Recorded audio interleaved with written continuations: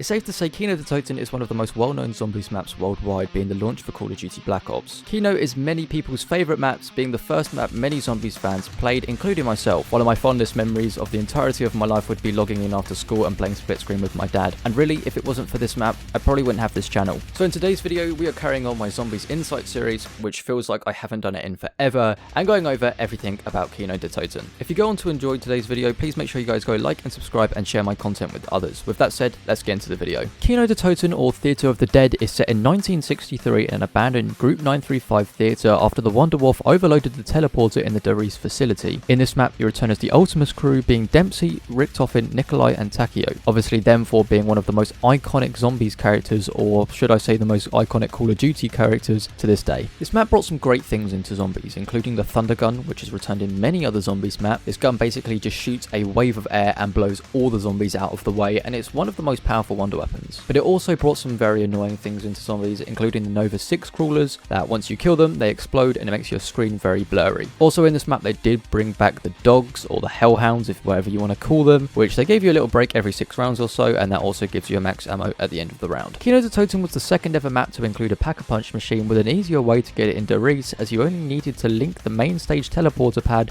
with the lobby teleporter pad. The room for pack-a-punch was very on theme to the map, only being the projector room just further up from the main stage, where you could look down onto the main stage and actually shoot a whole horde of zombies that are waiting for you. One of my favourite things to do on this map overall, and probably brings the most nostalgia to my life, is throwing the grenades down onto the zombies that are just waiting there. The one problem is though, when you get back, you've got so many crawlers that you have to deal with. But before you get teleported out of the pack-a-punch room to kill those crawlers or whatever zombies are approaching you when you get back, you can get a chance to get teleported to one of 4 rooms. These rooms being Samantha's room destroyed, the dentist's office and the conference room. Within these rooms there are reels to find, and they play movies once you teleport back to the pack-a-punch room again, and you can play them onto the screen. For me, it's little Easter eggs like this that I really enjoy. Personally, I don't like doing big main Easter eggs. I do like the story, but I don't like doing the main quests, and for this, you get a little bit of story information for not doing too much. Kino has only been brought back a handful of times, being a full remastered map in Black Ops 3 Zombie Chronicles. The Zombie Chronicles version made the map look a lot more colourful and vibrant. It also brought the Black Ops 3 weapons into Kino the Toten,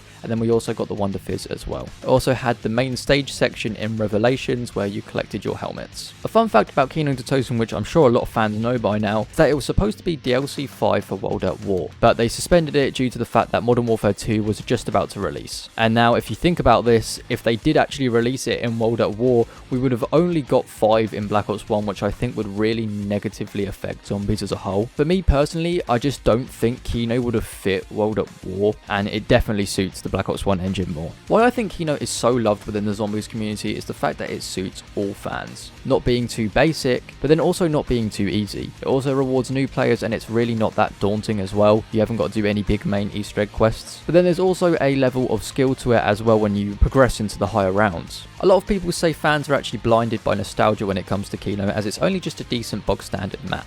And yes, people may be right about that, but I am one of those people that truly feel nostalgic about this map. Nothing will beat the feeling of spawning in on Kino with a 1911 and waiting until you can get that Juggernaut perk. And that was my Kino the Toten Zombies Insight. If you enjoyed today's video, please make sure you guys go down below and hit that subscribe button. I also highly recommend going into the playlists and going into my Insight playlist, where I have done all of the World at War maps. Granted, I'm going to be completely honest, the production level isn't as good as this video. I didn't even have a computer at the time I was recording those, but I still do highly recommend watching them. With that said, I've been Ginger Melon, and I'll see you guys later. Goodbye.